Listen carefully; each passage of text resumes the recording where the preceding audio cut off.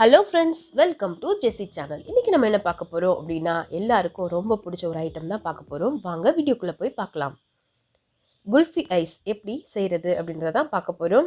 இது வந்து homemade kulfi ice, ஓகேவா? இது வந்து எல்லா குட்டி குழந்தைங்கள்ல இருந்து பெரியவங்க வரைக்கும் கண்டிப்பா எல்லாருக்கும் பிடிச்சது.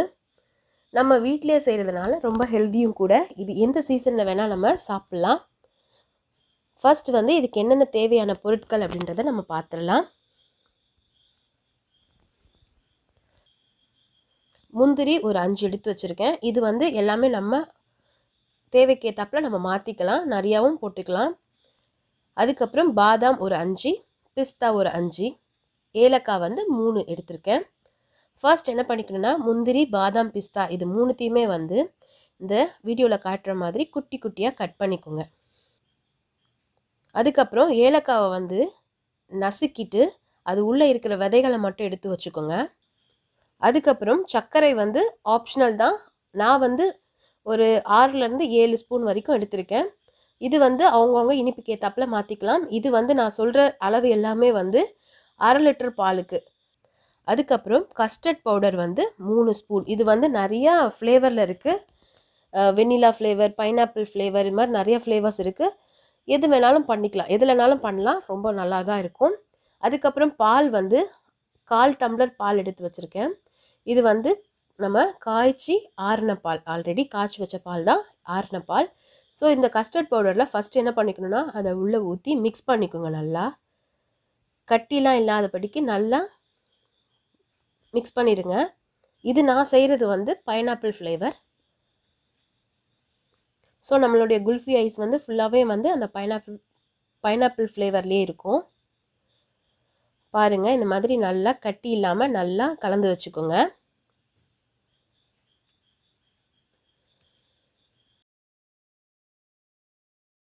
இதுக்கு வந்து பால் வந்து ஃபுல் க்ரீம் மில்க் தான் எடுக்கணும். அதான் ஆரோக்கியாவில் அந்த ஆரஞ்சு கலர் பேக்கெட் பால்லாம் இருக்குல்ல, அந்த மாதிரி பால் எடுத்துக்கோங்க. நான் வந்து 1/2 லிட்டர் பால் தான் எடுத்திருக்கேன். ஃபர்ஸ்ட் வந்து அடுப்பில் ஒரு பாத்திரத்தில் அந்த பாலை ஊற்றி, தண்ணி எதுவுமே மிக்ஸ் பண்ணக்கூடாது, பாலை ஊற்றி நல்லா கொதிக்க விடுங்க. பால் கொதித்த பிறகு நம்ம சிம்மில் வச்சிடணும் நம்மளுடைய கேஸ் ஸ்டவ்வை. அதுக்கப்புறம் நம்ம எடுத்து வச்சுருக்க சர்க்கரையை அதில் சேர்த்துட்டு அந்த சர்க்கரை வந்து லைட்டாக கரையிற அளவுக்கு மிக்ஸ் பண்ணி விடுங்க. ஃபுல்லாகவே வந்து சிம்மில் தான் இருக்கணும் நம்மளுடைய ஸ்டவ்வு. இப்போது சர்க்கரை வந்து நல்லா கரைஞ்சிருச்சு இந்த பாலில்.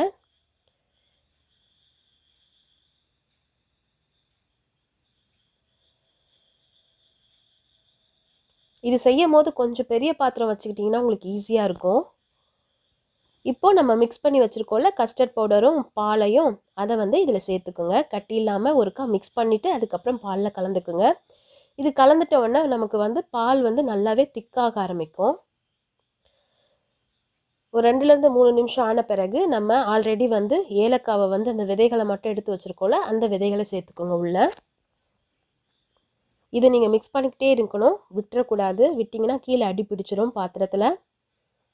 இது வந்து நம்ம கலக்க கலக்க நமக்கு நல்லாவே தெரியும் டிஃப்ரென்ஸ் வந்து நல்லா வந்து அப்படியே நல்லா திக்காயிட்டு வரும்.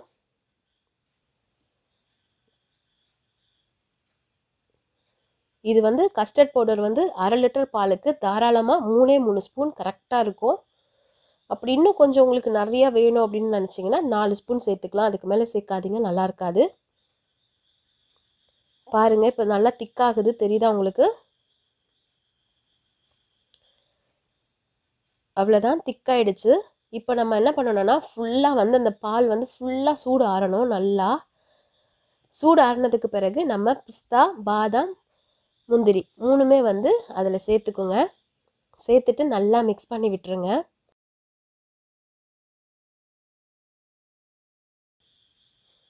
இது ரொம்பவே ஈஸி ஃப்ரெண்ட்ஸ், உண்மையாகவே சொல்கிறேன். ரொம்ப டேஸ்ட்டாக இருந்தது இந்த குல்ஃபி ஐஸ்.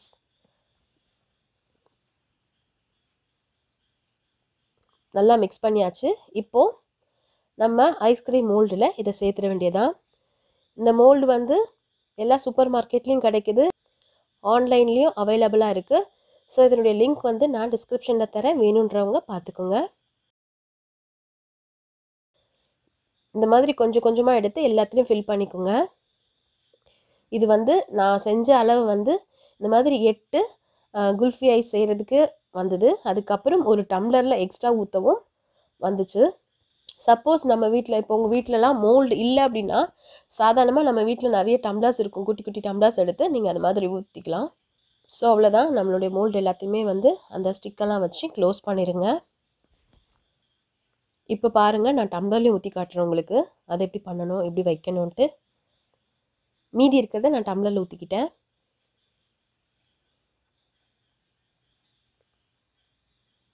ஒரு அரை டம்ளருக்கு மேலே வந்திருக்கு. இந்த மாதிரி கவர் இருந்ததுன்னா நீங்கள் கவர் போட்டுக்கலாம், இல்லை நார்மல் கவர் நம்ம வீட்டில் இருக்கோம்ல அதை கூட நீங்கள் என்ன பண்ணிக்கலாம்னா வச்சுட்டு ரப்பர் பேண்ட் போட்டுக்கலாம். என்னென்னா உள்ளே காற்று போகாமல் அப்படி நல்லா இதுவாக இருக்கணும், அவ்வளோதான், அதுதான் மெயின்.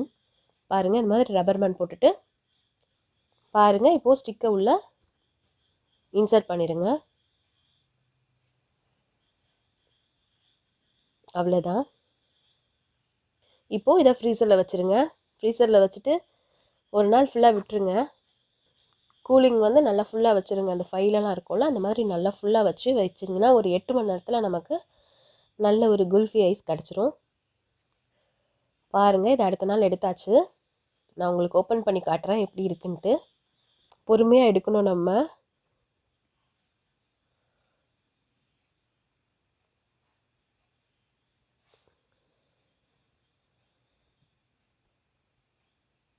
குச்சி லைட்டாக சைடாக போயிடுச்சு. பாருங்கள், ரொம்ப ஈஸியாக வருது பாருங்கள்.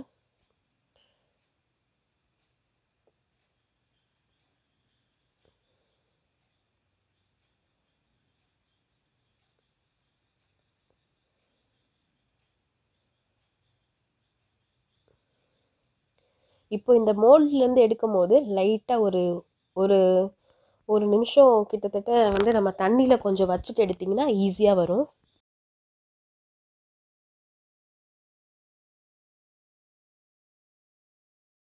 பாருங்கள் இவ்வளோ அழகாக வந்திருக்குன்ட்டு.